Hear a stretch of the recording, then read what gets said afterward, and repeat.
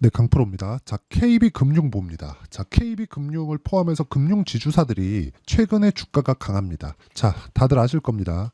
1월 말에 밸류업 프로그램에 대해서 정부단에서 발표를 했죠. 근데 지금 지나와서 보니까 총선전이 아니었느냐, 좀 그런 얘기들이 나오고 있는데 저도 그렇게 생각이 듭니다. 그 뒤에 뭐 별다른 내용도 없었고 뭐 특별하게 오히려 실명 매물만 나오고 있는 그런 상황이에요. 그런데 거기서 주목을 받았었던 두 가지가 있습니다. 현대차, 기아차, 그리고 금융지주사. 이 두 가지가 가장 많이 주목을 받았었던 것 같아요. 왜?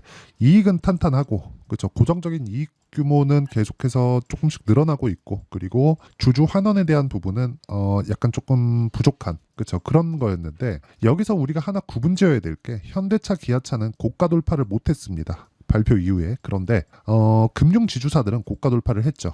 왜 그러냐면 원래부터 주주 환원에 대한 생각을 하고 있었고 그렇게 진행을 했었기 때문에 그렇습니다. 왜 이렇게 차이가 나는지 제가 이야기를 드릴게요. 아주 간단하게 이야기를 드리겠습니다.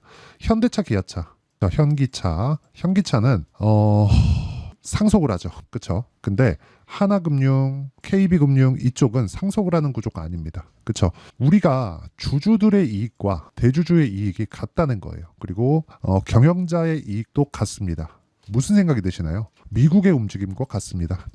미국은 상속 개념이 없죠. 물론 있죠. 있긴 있는데 대를 이어서 기업을 물려준다 이런 개념이 없다고 보시면 됩니다. 자, 그 내용에 대해서 제가 이렇게 보여드릴게요. 이분은요. 하명주 하나금융지주의 회장님입니다. 자, 내용 보시면 쭉 볼게요. 경력. 자, 1980년도에 서울은행에 입사를 했고요. 그리고 지점장을 거쳐서 쭉 거쳐서 본부장 거치고 부행장 그리고 은행장이 됐습니다. 그리고 나서 금융그룹의 회장님이 됐죠. 자, 처음부터 입사를 해서 쭉 올라온 그런 케이스예요. 금융지주사든 상속이 안 됩니다. 그렇죠? 그래서 지금 어떤 상황이 나오고 있느냐? 이렇게 되고 있는 거예요. 책임 경영.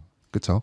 주주의 이익을 극대화시킬 수 있는 구조가 되는 겁니다. 개인적으로 사람은 다 똑같다고 생각을 해요. 자신의 이익을 위해서 움직일 수밖에 없죠. 하지만 나의 이익과 주주의 이익이 같은 기업이 한국에서 유일하게 하나만 따져봐라. 그러면 금융지주회사예요. 자, 내용 보시면 그렇습니다. 금융지주, 경영진의 자사주 매입이 잇따르고 있다. 은행주가 올 들어서 우상향하고 금융지주마다 주주 환원 확대를 공언하면서 자사주 매입을 통해 책임 경영 의지를 다지는 분위기입니다. 밑에 내리시면 조병규 우리은행장은 최근 자사주 보유분을 3만 주까지 늘렸다. 4억 4천만 원 규모다.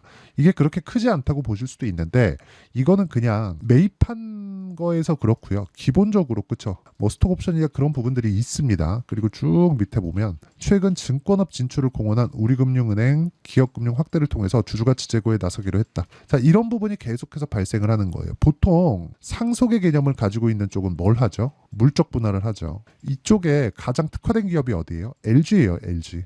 이름만 들어도 구씨 딱 생각이 나죠. 삼성, 그쵸? 이씨, 뭐 욕하는 건 아닙니다. 이게 맞다고 생각을 해요. 한국 사람들의 정서상. 그런데 금융지주회사는 이 구조가 나오지 않는 겁니다. 그렇기 때문에 지금 밸류업 프로그램에 대해서도 그렇게 큰 내용이 없었는데도 불구하고 무슨 일이 벌어졌느냐?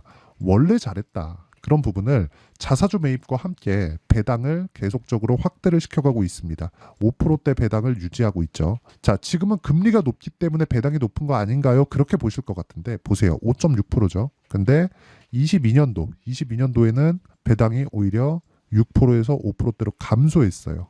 그렇죠? 그러면 이걸 보면 뭐가 생각이 드나요? 22년보다 23년도 금리가 더 높죠. 그렇죠? 그러면 금리가 낮아지는 구간에서는 대출이 확대되기 때문에 이익이 늘어날 수 있는 구조가 되고요. 이 상황에서 자사주 매입, 더 나아가서 소각까지 진행을 했을 때는 주가는 추가적으로 강세 구간에 접어들 수 있습니다. 뭔가 좀 규제 산업이라고 해서 약간 조금 뒷전으로 생각하고 있었는데 지금은 체질적인 변화가 있습니다. 그러지 않았다면 주가가 이런 식으로 그쵸 신고가를 돌파하지 못했을 겁니다.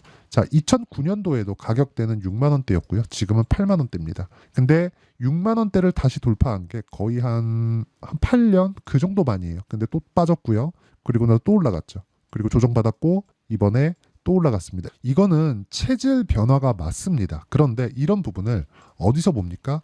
우리는 당연히 가격이 먼저 반영하는 그런 상황에서 본다. 그러면 매매 차익과 배당에 대해서 전략을 두 가지로 세울 수가 있다는 거고요. 이 내용도 가격이 먼저 반영한다는 걸 이해를 하고 계셔야 됩니다. 배당은 지금보다 뭐 크게 늘어날 수 있다 그런 정도는 나오지 않을 거예요. 막 10%씩 20%씩 배당 주는 그런 상황은 없을 겁니다. 하지만 배당을 5에서 6% 정도 유지를 하면서 우리가 자사주 매입과 소각에 조금 더 키울 수 있는 그런 상황이 만들어진다면 주가의 상승은 추가적으로 상승이 가능하다.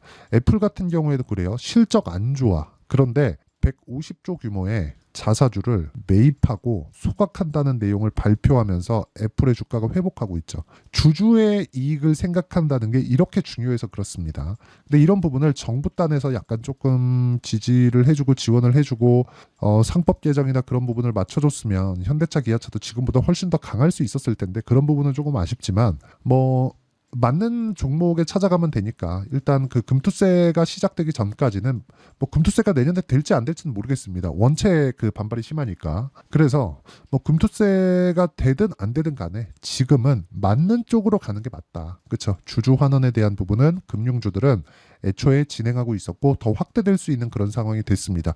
왜 그런지에 대해서는 구조적으로 그런 구조를 갖추고 있다고 이야기를 드렸죠. 그래서 이 내용에 대해서 우리가 알아야 되는 부분은요. 가격이 먼저 반영한다는 것. 무조건. 그렇죠? 배당이 늘어나. 그러면 배당만큼 주가가 덜 올라야 되는 게 사실입니다. 왜 그런지 아십니까? 연말에 배당락 했을 때 그 배당락 지수 빠집니다. 왜? 기업에서 자금이 빠져나가니까 그만큼의 밸류에이션 조정을 거치는 거예요. 그래서 배당락일이라고 연말에 있죠. 근데 배당락일을 3개월마다 분기마다 합니다. 그렇죠? 분기마다 했는데도 불구하고 그렇죠? 자금을 계속해서 주주들한테 나눠주는데도 불구하고 주가는 올라가는 그런 상황이 나오고 있다. 이 구간에서 우리가 타점을 잡는 게 중요하다는 겁니다. 그 타점에 대한 이해, 그 원리부터 이야기를 드리면 자 여기 KB금융의 단기 그리고 배당 전략입니다. 배당은 연간 5에서 6% 정도가 꾸준하게 진행될 걸로 예상이 되고요. 단기적으로는 차익을 얻기 위한 그쵸 가격 전략에 대해서 이해를 하는 겁니다. 단기 전략은 원래 저는 2주 기간으로 잡는데 금융주는 짧으면 2주, 길면 3개월까지 보면서 배당까지 함께 공략하는 그런 전략이 필요한 때고요. 그리고 이 내용은 철저하게 구조가 그렇게 짜여져 있기 때문에 그렇고 시세 구조는 무조건 단기 가격에 맞춰서 움직인다는 걸 알고 계셔야 됩니다. 눌렸을 때 그쵸 조정 없는 주식은 없기 때문에 눌렸을 때 내가 어떻게 처리를 해야 되는지 그 내용까지 제가 이해를 시켜드리도록 할 테니까 KB금융 그쵸 단기 배당 전략 받아가서 다 공부하시고요. 무엇보다 KB금융의 실시간 타점 얼마에 매수해서 내가 조정 구간에 어떻게 잡아야 되는지 그 내용에 대해서 그쵸 문자로 공유를 해드리도록 할 테니까 구독과 좋아요 눌러주시고요. 상단에 있는 전화번호로 KB 자 KB라고 문자 보내주시면 제가 KB금융의 단기 배당 전략과 함께 실시간 타점을 문자로 공유를 해드리도록 하겠습니다. 자 그러면 제가 이야기를 드리는 핵심적인 사항은 그거예요. 주가는 미래 가치를 반영한다. 가격이. 그렇죠. 그러면 가격이 먼저 올라가는 상황이 나온다는 거죠. 배당을 주면서도 불구하고요. 이 내용에서 우리는 어느 타점에 의해서 잡아야 되는지 그 내용에 대해서 파악하는 게 중요한데 타점을 보여드리겠습니다. 자, 내용 한번 보시면 정확하게 최근에 전기 관련주가 강하죠. 올라가는 구간에서 내가 꾸준하게 매매를 하는 그런 상황이 만들어지고 있고요. 이 상황에 대해서 수익이 계속해서 발생을 하고 있습니다. 예를 들어서 그거예요. 자람 테크놀로지 같은 거, 반도체 종목군들 보면 올라가는 구간에서 매매한 결과 어때요? 매수, 매도 75% 이렇게 수익이 발생을 합니다. 다른 종목도 마찬가지. 에브리봇이나 그런 종목들 보더라도 올라가는 구간에서만 계속해서 매매를 이어오고 있다는 점 그리고 이런 내용에 대해서 내가 이해를 했을 때 꾸준하게 수익을 볼 수 있기 때문에 이 내용에 대한 부분도 제가 여기 소통방에서 공유를 하고 있습니다. 자, 내용 보시면 그래요. 최근에 강세 종목군들은 다 소통방에서 10억 만들기 프로젝트로 매매를 하고 있다고 보시면 되고요. 제가 구독자를 늘리기 위해서 10억 만들기 프로젝트를 무료로 진행하고 있으니까 구독과 좋아요 눌러주시고요. 상단에 있는 전화번호로 구독 또는 10억이라고 문자 보내주시면 제가 실시간 타점을 받아볼 수 있는 여기 소통방 입장 링크를 순차적으로 공유를 해드리도록 하겠습니다. 자, 매매 내용을 보면 그렇습니다. 삼성중공업, 일진전기, 그쵸? 이런 식인데 일진전기는 아까 전에 보셨고요. 대원전선이나 그런 종목군들 보면 올라가는 구간에 제가 계속해서 매매를 합니다. 근데 지금 KB금융 같은 경우에는 어때요?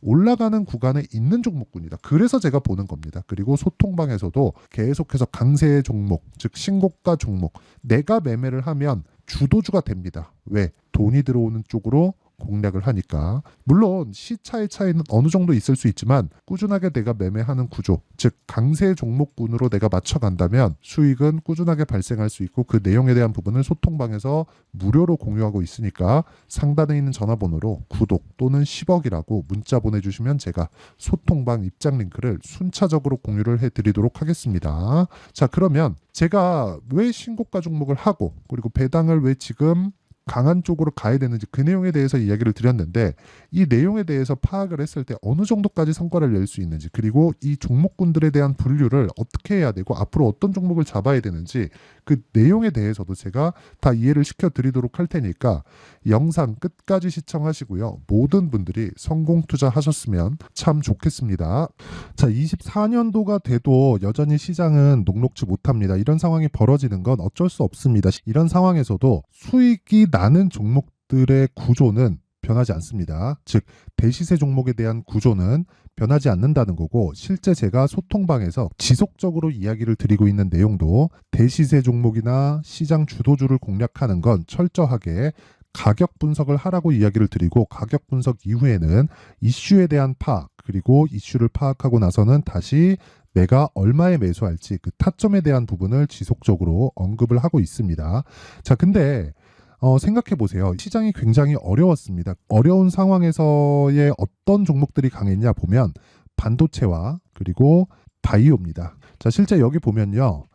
HLB에 제가 실제 매매한 내용을 띄워놓고 보여드리고 있는데, 1월 22일부터 매매를 시작해서 4일 동안 31%의 수익 마감이 됐고요. 그리고 여전히 신고가 종목입니다. 자, 그리고 그 다음 어보브 반도체, 이름을 보시다시피 반도체 종목이죠. 그리고 AI 반도체는 지속적으로 강세를 보이고 있습니다. 이 종목도 신고가를 먼저 달성한 이후에 제가 21%의 단기간에 21%의 큰 수익을 내고 마감이 됐습니다. 다시 재공략을 준비하고 있고, 이런 부분은 소통방에서 다 공유를 해드립니다. 자, 그리고 코세스. 자, 코세스 같은 종목도 당연히 그쵸, 신고가 종목이고요.